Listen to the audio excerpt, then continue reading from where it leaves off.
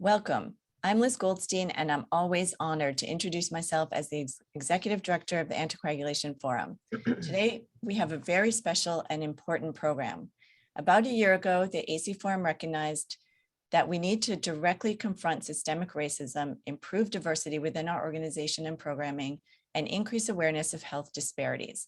As a start, we created the IDEA Initiative, working to improve inclusion, diversity, equity, and allyship. Doctors April Allen and Sara Vazquez stepped up as co-chairs along with 9 other committee members. This IDEA committee has worked hard all year, hosting a webinar with AHA, a national conference session, offering over 30 conference scholarships, launching an AC Forum rapid resource addressing social determinants of health, and presenting this webinar titled, Could I Have Prevented a Stroke? I am thrilled to introduce 5 members of our IDEA Initiative Committee today. Dr. April Allen is a pharmacist and the Anticoagulation Clinical Program Manager at the VA North Texas Healthcare System. She has been practicing in anticoagulation for over 15 years, 10 of which as an AC Forum member. April joined the IDEA Initiative as co-chair to get more involved and to make an impactful change for others. Danielle Jenkins is a registered nurse with more than 20 years experience in nursing administration and nursing entrepreneurship. Her passion is in healthcare operations, and she joined IDEA, in her words, to be a voice to the whispers and to walk in action towards change. Beautiful. Julia Mulheman manages the pharmacy anticoagulation clinic at the Cleveland Clinic. Julia joined the IDEA team to make a positive change on healthcare disparities. Sara Vazquez is a clinical pharmacist at University of Utah Health. Sara is co-chair of the IDEA Initiative and board member of the AC Forum. Sara spearheaded this initiative, and I am personally so grateful for her dedication, passion, and leadership. Terri Wiggins, last but not least for sure, is Vice President of Community Impact Advancement within the Science Operations Business Unit with the American Heart Association. She's led the creation and launch of the vascular health area for AHA, which included implementation of national awareness and prevention campaigns for peripheral artery disease and venous thromboembolism. Thank you to all of our speakers today. The program is supported by an educational grant from the BMS Pfizer Alliance. The speakers have no financial disclosures. This webinar is accredited for physician, nurses, and pharmacists and qualifies for ethics credit. Please visit the AC Forum's webinar or the link on the slide to claim your credit. Ashley will also enter the link into the chat box. As always, please feel free to ask questions during the presentation using the Q&A box. The chat has been disabled. Thank you again to our speakers and to everyone joining us today for this important conversation. I'd like to now introduce Ms. Terri Wiggins. Thank you, Liz. Appreciate that great introduction and welcome to everyone. What I'd like to do is go over our learning objectives. Primarily, we would hope that you would develop ways to recognize and address disparities in care, that you'd be able to integrate the evidence-based science behind compassionomics into practice and learn how healthcare may be in a compassion crisis.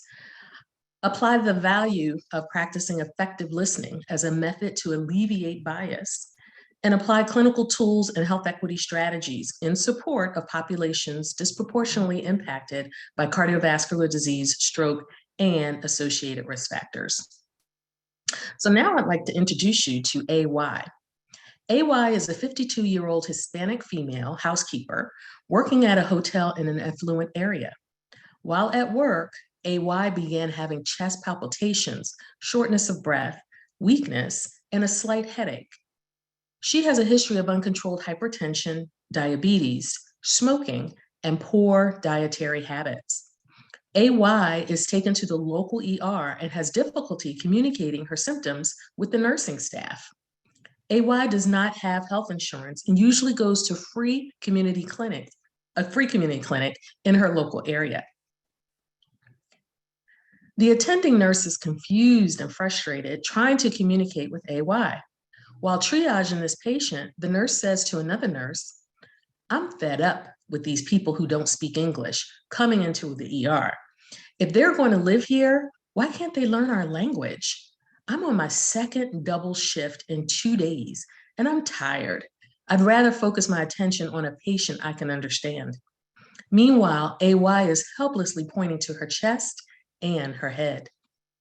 An ER physician does a quick physical exam on AY and decides to obtain an EKG only. During his interaction with AY, the ER physician mumbles to himself, "Here's another one, faking symptoms to get pain meds." He is relieved when his pager goes off and gives AY a pamphlet on opioid usage to review. The pamphlet was written in English. After several hours waiting in the ER, AY is diagnosed with atrial fibrillation and discharged home with a prescription for apixaban. AY was also given discharge paperwork with instructions to follow up with her local primary care provider and to practice healthy lifestyle habits. Before discharge, a transition care pharmacist was contacted for discharge counseling on apixaban. Because there was a language barrier, the pharmacist opted to allow a second-year pharmacy student shadowing him for the day who spoke English to counsel AY while he attended pharmacy resident presentations. The student had not had their cardiovascular pharmacotherapy class yet. After discharge, AY tries to read the paperwork, but it's in English, so she gets her 15-year-old niece to interpret the information. AY did get her prescription filled, but did not take the apixaban twice daily due to the cost. She only took it once a day. AY was not able to get follow-up in the local free community clinic due to appointment availability and her work schedule. AY wants to follow instructions to maintain a healthy lifestyle by exercising and eating healthy. However, her community doesn't have a recreational center, and AY lives in a food desert. The closest grocery store with fresh produce is over 7 miles away, or 2 bus rides. 2 weeks later, AY is taken back to that same ER with worsening symptoms, now including numbness and tingling radiating down her right arm. Eventually, she gets diagnosed with a mini stroke. So I'd like to introduce my colleague, April Allen. April? Thank you, Terry. More than 795,000 strokes occur in the United States every year, and the risk of stroke varies with race and ethnicity. Since 2013, death related to stroke has increased in Hispanic people. From about 2015 to 2018, a stroke occurred in 2.4% of Hispanic males and 1.7% of Hispanic females. Males, Black Americans, and Mexican Americans have higher rates of TIA or mini strokes compared to females and their white counterparts. So let's take a moment to reflect. As a healthcare professional, what could have you done to prevent AY stroke? Can more focus on listening or extending compassion have aided in preventing AY stroke? Have you ever treated a patient like AY where you consciously or unconsciously demonstrated or observed bias based on race, perceived social, economic, or education status, language barriers, or the patient insurance status? And it's also another thing to consider is the social impact of patients on how their social needs can impact their healthcare. So at this time, let's discuss AY's patient case more with the panel. All right, thank you so much, Terry and April, for that introduction. And I'd like to encourage the audience to type your questions in the Q&A box, and we'll pose those to the panel. But Danielle, I'd like to begin with you. Should a clinician assume that a Hispanic patient is Spanish speaking? And what should this clinician or we do differently in a similar scenario? Absolutely not. You should not assume. You should ask questions, and you should ask what is your primary language, so you can determine where that patient feels most comfortable. And just because a person may speak a language doesn't necessarily mean they may read it in that language. There are many Hispanics that can speak Spanish, but not necessarily read or write Spanish. So we have to clarify that so that we can serve the patient best. Very good, thank you. Dr. Allen, question for you. As a clinician caring for the underinsured patient, what key points should be taken into consideration for taking care of this patient? Well, basically, for someone that's uninsured, you got to consider what are your medication options for one thing. And this is where we can get into the warfarin versus DOAC debate when it comes in the world of anticoagulation. You also got to consider what can the patient afford and what will be the most effective therapy for the patient. As we all know, in the world of anticoagulation, warfarin tends to be pennies on the dollars. It's very dirt cheap compared to a DOAC. But however, there are patient assistance programs that are out there to help uninsured patients with the different pharmaceutical companies that make the DOACs. And so it's a matter of going through and doing the paperwork and making sure that a patient qualifies for these medications. And just to give an example, I know that both Janssen and Pfizer were giving out their apixaban and rivaroxaban for uninsured patients over the past year due to the pandemic, other things that were going on to help. So overall, there are options for uninsured patients. It's just a matter of exploring those options and picking out the best option for the patient, because if the patient does not start off with the right medication, then they're not going to stay on the medication, as we've seen in AY's case. Very good, thank you. No, I would just also add to that, April, that with warfarin, we know that it is cheaper, but with this patient with AY, it may be harder for her to continue to come in, especially at the beginning, week after week. And if we could, if she is uninsured, but we could get her on a DOAC, that may be the better option for her. Excellent, very good, thank you, Julia. Sara, I'll toss it back to you. For sure. And Julia, I'm going to ask you to talk with us about this term that is new for me and probably for a lot of us, compassionomics. So explain what that is and how that applies in AY's case. Sure. Yes, it is a new term to me also. Compassionomics is the scientific evidence that caring does make a difference. And it is the study of the effects of compassion on health, on healthcare in general, and on healthcare providers. And it really is saying now that we know that science and compassion are not mutually exclusive. They are actually shown now to be complementary to each other, or you could even say synergistic with each other. And so if you think about it that way, it just actually makes sense to treat the patient with compassionate care. And it's also been studied and shown that compassion can even increase patient adherence. There was a study from Michigan State University that provides evidence that the compassion of healthcare providers is a key link to better physician communication, and that leads into better patient adherence to treatment recommendations. So if we kind of take this back to our case, how could the ER physician have shown more compassionate care to AY? I think there's a couple of ways that the physician could have done this. I think for one, they could have made sure, whether the patient needed an interpreter or not. That could have really helped out with the communication piece. And then it could have allowed for the physician to then sit down and really discuss what this diagnosis of atrial fibrillation would mean for AY.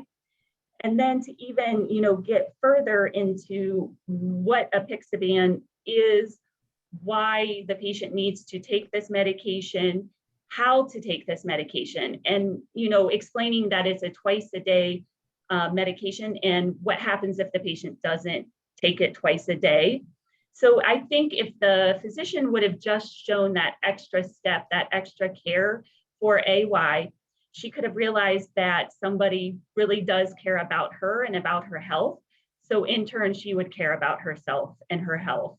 And this would then potentially have caused her to have the medication adherence, take her medication appropriately, have the follow-up visit with her primary care physician, and then it could have prevented her from coming back to the ER with a TIA. I'd like to follow up on this a little bit to the panel. You mentioned, I think we mentioned in the objectives about a compassion crisis. Mm-hmm.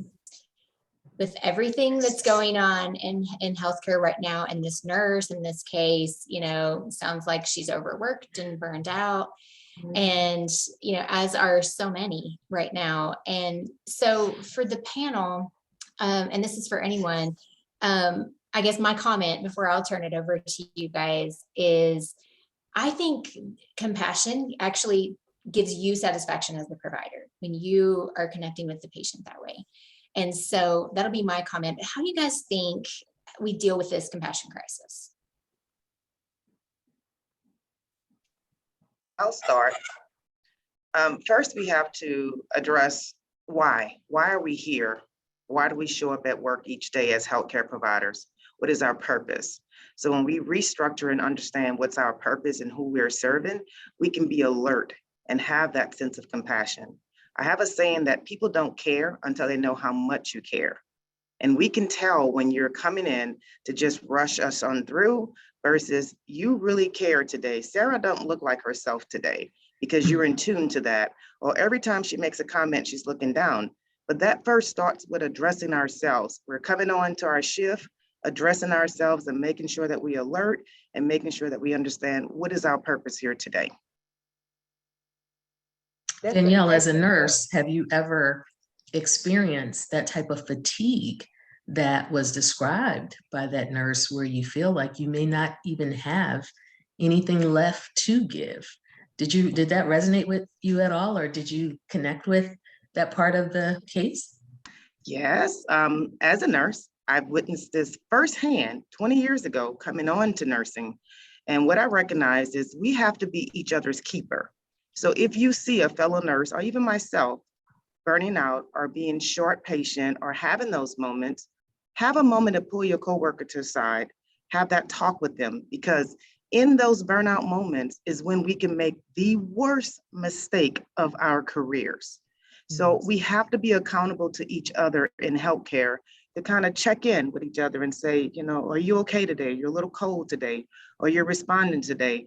And as a nurse, someone who's been a nurse manager for many, many years, I'll figure out how to adjust those schedules, or, you know, break this up to give this nurse a break.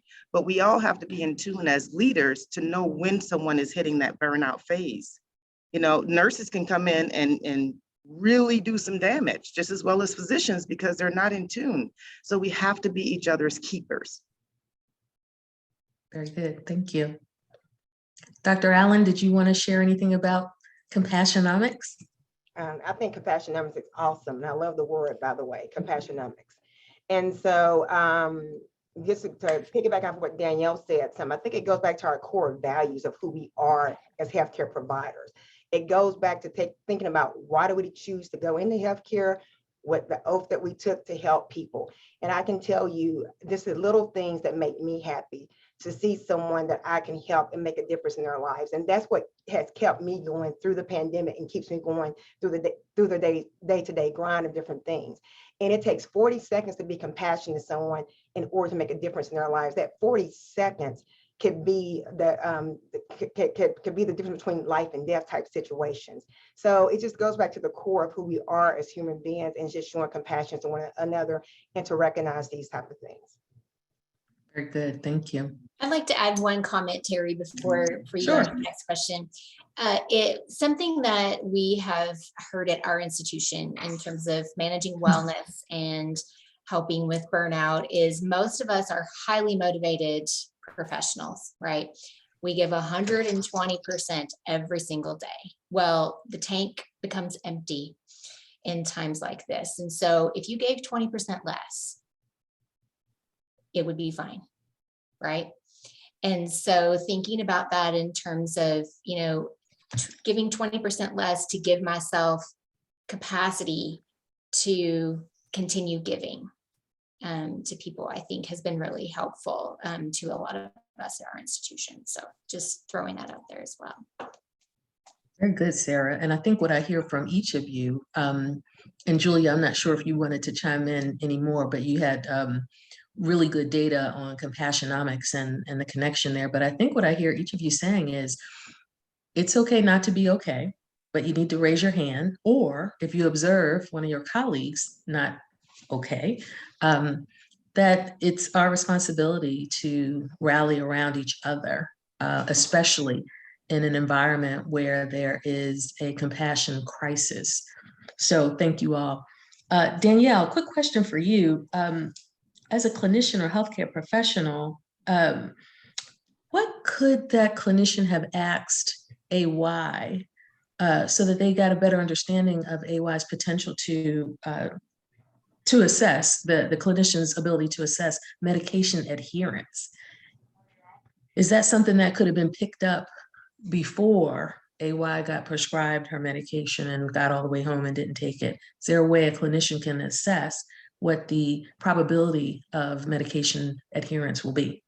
Yes, being a patient in the past myself, I am one, if you prescribe something for me 3 times a day, I'm not doing it. Until you tell me how important it is or why I have to do that, I'm not doing it. Doc, please find me something else that I can take once a day because my life is too busy. So asking the question, AY, this medication is going to be ordered, let's say once a day. You have any problems in the past of being able to take your medicines once a day? Some people, believe it or not, cannot swallow a pill, you know? So is this medicine going to come in a capsule? Does this medicine have an option to come in liquid? So you have to ask these questions because nothing like getting home. I think it's the Bactroban pill that's like huge. You prescribe that for me, I'm not taking that. So you gotta talk to your patients because, you know, when you're the healthcare provider and you have become the patient, there are some things that you know when you're on the other side. So you can ask some better questions. You know, if the medicine's ordered once a day, any issues with taking it? Do you have a pharmacy nearby? Hey, AY, when you get home and you go and get this medicine, if you have any difficulties obtaining this medicine as it relates to payment or the pharmacy don't have it, the number below on your discharge papers, please contact that number right away because if you miss this medication, you can be back in here again with these symptoms or with a stroke or worse. So just having candid conversations and not assuming, not just pushing the discharge, not trying to just get them out of your ER, but having the real conversations because the goal is, I want you to get better. I don't want you to have to come back in this hospital with the same thing or worse. And then as healthcare providers, that's not good scoring on us if your patient ends up back in the ER with the same diagnosis the same week, because it's gonna look like, what did you miss? What did you do wrong? So just having more candid conversations. And I like when it's a reverse side, when I'm the patient, because I can role play that right back and know that person's not going to be compliant.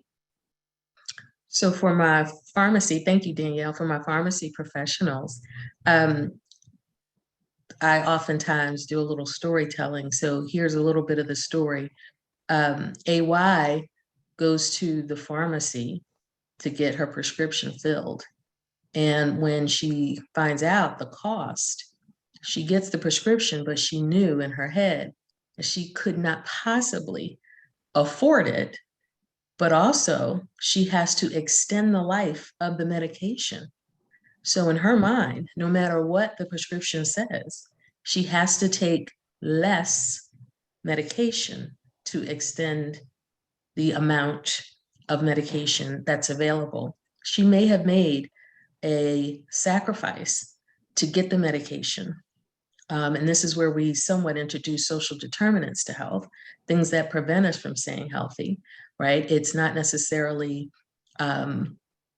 non-adherence for the sake of, but perhaps her rent may have gone unpaid for that month just to cover the incremental cost of the meds, or her child may not have gotten a chance to do something at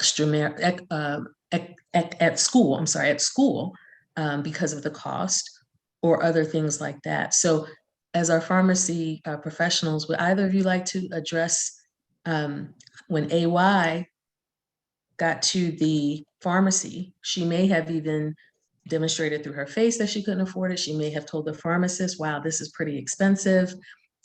We don't know in this case if the pharmacist at the retail outlet said, do you mind if I check your with your primary care to see if a generic is available? But what are your thoughts on social determinants to why patients may not adhere to their medication as it's prescribed? I'll just go first. I would say, you know, as early on in my career, I did work in a retail setting, and I still think you have that opportunity to really get to know your patients who come in. So hopefully, as the pharmacist in AY coming in, you would, at least have that relationship to know a little bit about her. And I would say that, if you did see on her face the strain of having to pay for this, there are a couple of things you could even do right then. I do know Apixaban, has a copay card. If the patient did have insurance, but the copay was still steep, we could look into that. We could also look into patient assistance program. I know maybe, I'm not sure at that level, but a lot of us know our, drug reps, and we could always reach out and find out the best way to go about that for this patient. And just really, again, having that discussion with the patient on how this medication is supposed to be taken and what could truly happen if it's not taken that way. Excellent points, Julia. And you're absolutely right on the things that you've said. And another thing that could be considered is maybe the pharmacy has discount cards that they can use. And with my retail experience as well, working in that community setting, some pharmacies do offer discount cards that they can offer the patient. And in those type of situations, and once again, re-emphasizing the importance of taking the medication. Or it could be a formulary issue that where, say for instance, Apixaban is not covered on the formulary, but rivaroxaban is. The physician who wrote the prescription did not know that, but when they got to the pharmacy, that's where the pharmacy could intervene to help out AY and to call back to ask for other alternatives as possible. But once again, as Julia pointed out, excellent point, recognize your patients, watch their body language, watch their facial gestures, and they would tell you a lot about the patient when they're coming in to pick things up, and just really take the time to have that candid conversation about the importance of taking it and look for other alternatives to help the patient out. And I'll just tag on a comment from one of our audience members. And I think this is an excellent point. Transitions of care. Someone could have reached out to AY the following day to say, tell me, what did they tell you this new medication was for? Were you able to pick it up? How were you instructed to take it? And, following up on those things, just to close the loops and spend the time that may not be as available on discharge. So, thank you for that. Thank you for that comment. I would like to pose this question to the panel as well, whoever wants to jump in. The question from the audience is, can anyone give thoughts on the team approach here in this case example, or in general, and for example, maybe having a social worker on the team to help with some of these issues. So what are your experiences or comments on that? I guess I'll jump in on that, being the nurse on the call. We all have a responsibility to have an understanding of what's available out there for our patients. Many times we like to lean on the case manager or the discharge social worker, et cetera. You may not have that on the weekend. Anybody that's worked the hospital on the weekend shifts knows sometimes it's just you and that patient. Another thing that I want to say is friendly pharmacists. Many times people don't understand the value of their pharmacists and the knowledge and the education that is there. So we all have to have some level of compassion and understanding of the discharge process. The person that made the comment about the transition care, that is tremendous. I have been the patient before. My daughter have been a patient before, and we get that phone call the next day. How are you doing? Did you get your medications? Do you have any questions? Is there any concerns?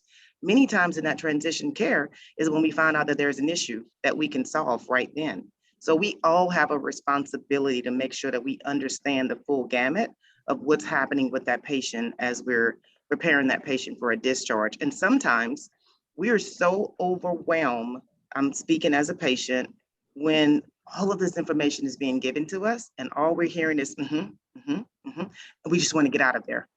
And then later we'll process it. And I'll give you all one funny story. I had someone come to me and said, they told me I had influenza. Oh my God, I'm dying. I said, oh yeah, you had the flu. Oh, it's just the flu, that's all it is. Oh, I didn't know that that's what that was. sometimes in healthcare, we focus so big on, the medical terminology that we're not connecting with our patients to make sure that they truly understand what that is. And transition care plays a huge role with helping that. So kudos to all of those who are serving in that particular role. Thank you. And the other connectivity portion of this is looking at the pharmacy preceptor, in this case, an AY situation. Being a former academic person, work with students a lot and still work with students and residents. You don't send a student into a room to talk to a patient that's not ready to have that conversation, because I'm sure during that conversation, AY was telling that pharmacy student some more information that student cannot properly comprehend, to go back to the preceptor to tell what was what. And so, yes, we love to utilize our students to help us with patient counseling, et cetera. And then AY's case, there was a language barrier, which also was very helpful. But at the same time, then there's probably more information that was being given there that needed to get back to the preceptor in that situation. So that's another responsibility that the pharmacy preceptor in this case should have taken more responsibility on, basically. Mm-hmm. So one last question for each of you. What do you think could have really been done differently to minimize AY's return to the ER? There were lots of things that we talked about in the case, some of which, were related to bias, some of which related to other barriers to care. But as healthcare professionals, what do you think one or two key things could have been done differently that may have prevented a stroke for AY? I'll go first. Thanks, Terri, Terri. thank you for that question. I really think for myself, it comes back to compassion and showing that compassion to the patient.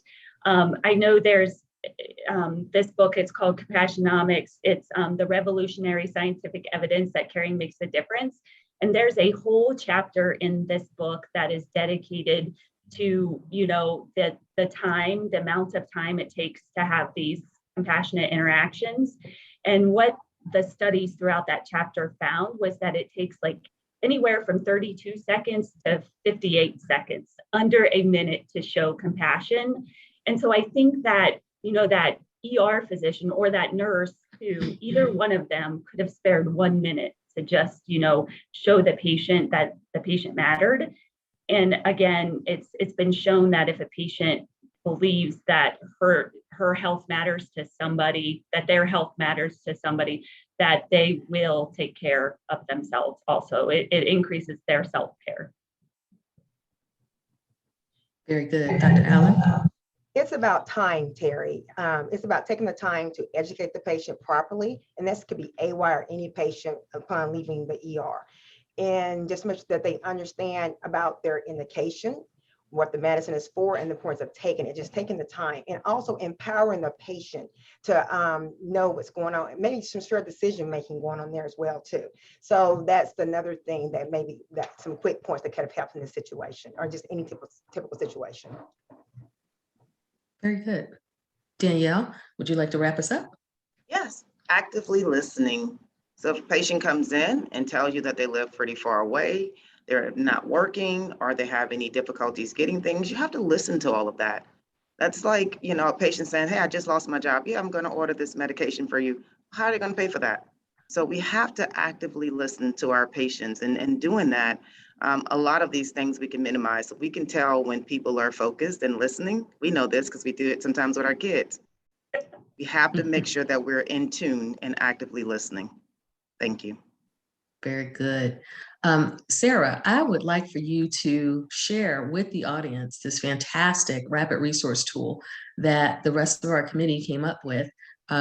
Is beautifully developed, and I'm going to turn it over to you to provide some insights and share practical approaches that they could use potentially. Sara? Thanks, Terri. And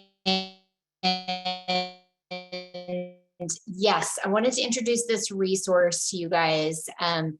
And it can be found on the AC Forum website in the Resource Center. And first, I wanted to acknowledge this was a team effort from beginning to end. I wanted to acknowledge the faculty for this rapid resource. Naomi Yates, Stacy Ellsworth, Julia Mulheman, and Terri Schner all put together this. And I'd like to highlight what Terri said, practical. We tried very hard to make this something practical that everyone can use in your practice every day. So what we're going to do is break down the resource section by section. And so this really illustrates social determinants of health. I feel like that's a term that's thrown around a lot, and sometimes we don't know what exactly that is or what makes that up. And so this is a graphic with some individual detail explaining what each of the social determinants of health are. And then in a little bit, we're going to explore how these apply to the patient case that we went through today. So this is the second page of the resource, and we intended for it to serve as sort of a checklist, if you will, with what the social determinants are and some individual details underneath each of those. But then also, what can you do about that? Not just recognizing those, but what are some suggestions or recommended actions to do about that? Now, before we move on into the individual details, I want to just pause to say, don't freak out. If you are thinking, oh my gosh, I'm on a 5-minute phone call with the patient, or I only have 10 minutes, a 10-minute visit with this patient. How can I possibly address all of these, in addition to my clinical, responsibilities in this patient interaction? And so my response to that is, this is not intended to be a thing that you go through with every single patient, every single encounter. This is a tool for you to be able to engage with the patient in the context of your clinical responsibilities. And so hopefully we can apply that in the next few slides as we're talking through this with AY. And so the first social determinant is healthcare access and quality. So can the patient access care when needed? So if you'll put the first one up. So with AY, if you'll advance the next one, the next click should come up, I think. Yeah, there we go. So she was not able to get follow-up in the local free community clinic due to appointment availability and her work schedule. So she couldn't access care when she needed to because of those reasons. And so what can we do about that, or what could we have done about that?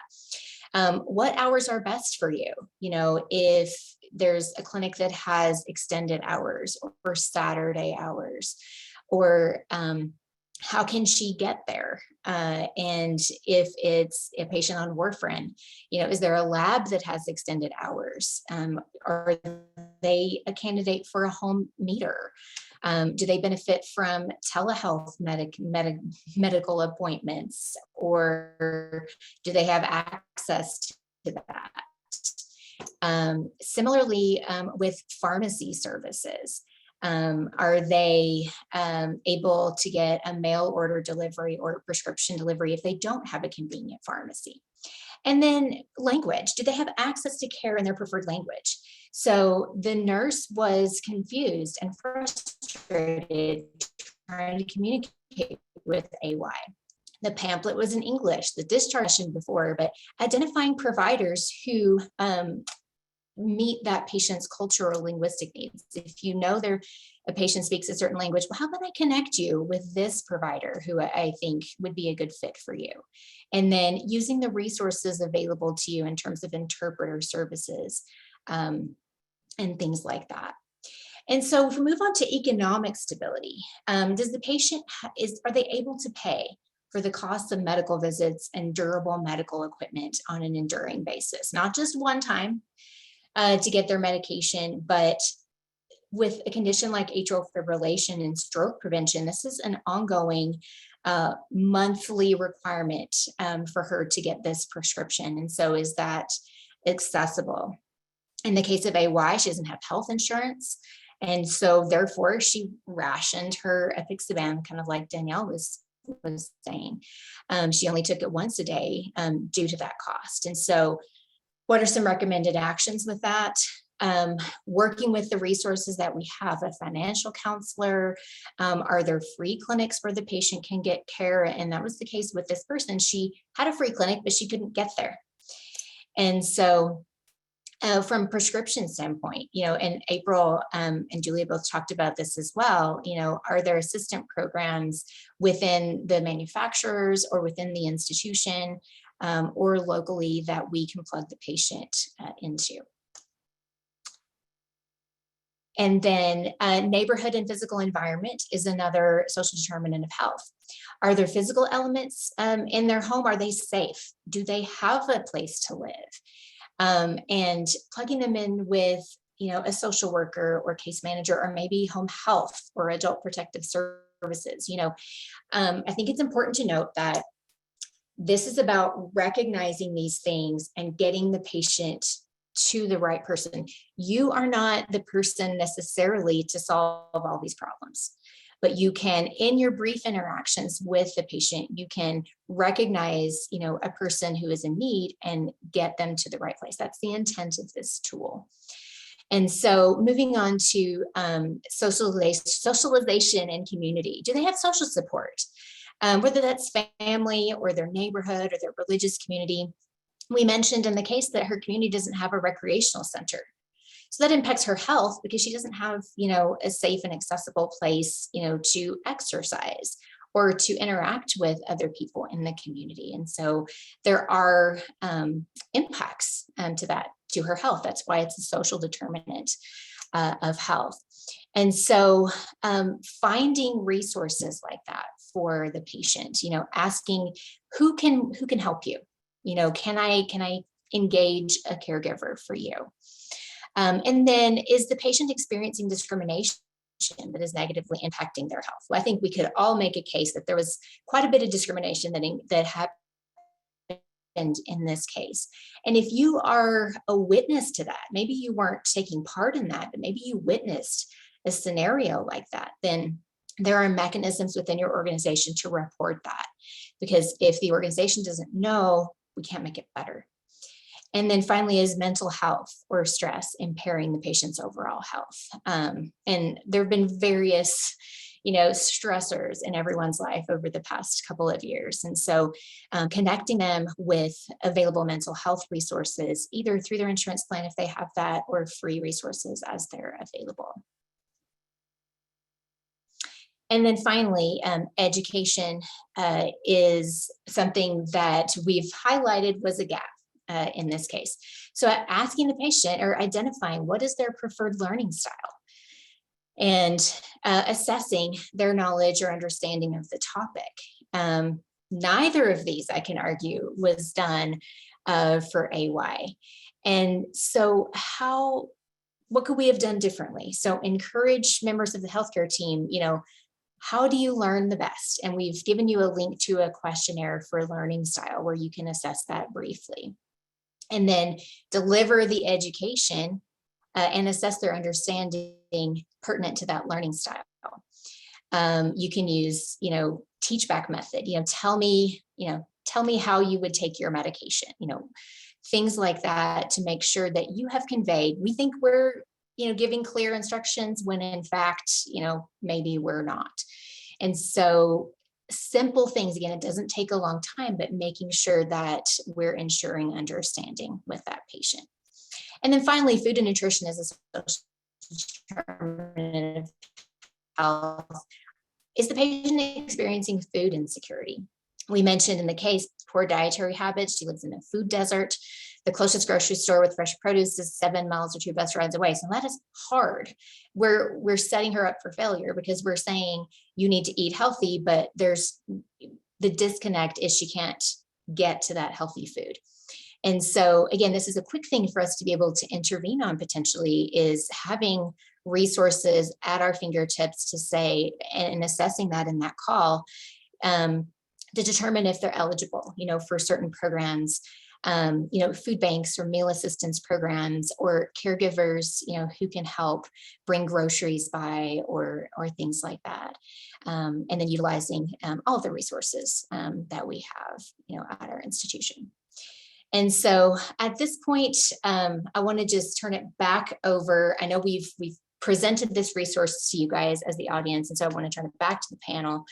And any comments or questions or anything, please keep typing those in, you guys.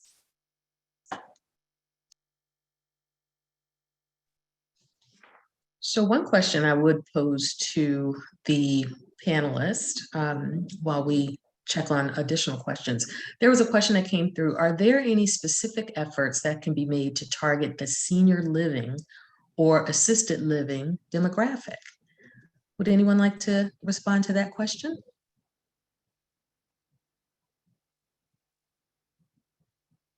I need a little bit more clarity on that question. When she says target senior living as far as educating the seniors? So I didn't get more detail in the question, but what I would think is, how can we apply maybe our rapid resource tool to ensure that it's applicable to those who are part of our senior living or assisted living demographic? So I think the key word there is the demographic, less about the logistics of where they live. Okay, for our seniors, again, this one is important because I'm dealing with a senior mom right now, and she goes to the doctor and she listens and she goes, and then she gets out and none of that connected. So with our seniors is finding out, is there a loved one or a caregiver, someone else that's involved with their care, making sure that they truly understand it. If they live in a senior living type facilities, a lot of times they do actually have social workers, our case managers on site. They have transportation, so that helps. So you can work with some of those assisted living type facilities to find out, what you can do to make sure that they're connected. So there's several things. So now mom can't go to the doctor without me or my sister or someone being on a call, because she gets overwhelmed sometimes on hearing some of the information, so things doesn't process. So to make sure that we're working together to support her health. That's another thing that we can do with our seniors, just to see if there's a loved one or someone who is generally involved with their care, and would they be okay, with talking with that person. So sometimes if you have someone on file for HIPAA reasons, after an appointment, a physician's office may call your contact person and say, here's what happened at the visit today, to make sure that they understand. So again, that's working together. Very good. And another point you may want to consider too in this age bracket and this demographics is the lack of technology for this group. And so that's another thing, because we're in a very rapid moving age in technology now. And so that's getting family members involved as well to try to teach them the basics of using technology, tablets, iPads, et cetera, because sometimes we do a lot of video connect appointments now. And so they need to understand how to use technology, because even though some doctor visits are connected, are done through that way now. So that's another thing that we have to try to, a challenge we have with our seniors is the technology divide that we got to learn to get through. And so the best thing I would suggest using would be tablets and tablets and pads, because they're big enough where they can hold them, they can see them, and they're just easy to function and operate. And also just to have our younger generation, our family members work with them on just the basic technology things. Very good. Here's another question that came through that's very relevant. How can we see patients during 10-minute appointments while tailoring health delivery to meet patient needs? It's very hard to do when the patient need is so high. So in this case, I guess they're saying, rapid resource, great tool. Some of the strategies, compassionomics, all these recommendations are all well and good, but I have 10 minutes to meet the needs of a patient with very high health needs. So how can we do that? How are you recommending that we get through all of this in addition to their physical needs? Now we're talking social determinants of health and all of these other layers. Anybody want to chime in and address this question? I'll give one quick comment. I would say potentially, if it can be done over a series of those appointments, we still tend to see, as an anticoagulation provider, we tend to see the patient the most frequent out of all of their different healthcare providers. So I think if we could maybe look at it as, this time, let's handle this, the next appointment, let's hit on this, the next appointment, let's hit on this, just a suggestion, because I know that those 10-minute appointments are tough, and you're trying to stay on schedule for the patient's sake, for the patient before and the patient after. So that would be my comment. And also too, if you have auxiliary staff that helps check your patients in or work with you, they may be able to recognize some of these social determinants of health with that patient. And the visit may not be as irrelevant if there's something else going on with the patient, that they may need something else to go be checked on. So sometimes you may be able to rely on other auxiliary staff that's assisting in your program, if you have that capability to have that. And I think this can be worked in very quickly. So if it's a warfarin patient, you are always asking them about their diet, right? Always. And so, to me, this is an example. This happened like when the pandemic first started, there was no veg in the grocery store. And so you're asking people, tell me about your dietary changes. And people are like, I can't find any veggies, or I'm scared to go out to the store, and so I think there are easily things, tell me, are you able to get access to vitamin K foods? Things like that are very easy, tiny tweaks, and how you normally ask that question can give you insight into maybe a food insecurity or, a home safety issue. Very good. Well, thank you, everyone, and thank you for partnering as a moderator, Sara, and thank you to all of our esteemed panelists. I will now turn it over to Liz Goldstein to close us out. Okay, thank you, Terri, and thank you to all of our speakers, April Allen, Danielle Jenkins, Julia Mulheman, Sara Vazquez, and you, Terri Wiggins. Thank you so much for modeling compassion and for your incredible commitment to addressing health inequities. We must all consider our own unconscious bias and the many social factors that go into providing high quality and equitable care for all patients. If you're interested in joining our IDEA efforts, please email info@acforum.org. The Social Determinants of Health Rapid Resource can be found in the Centers of Excellence Resource Center.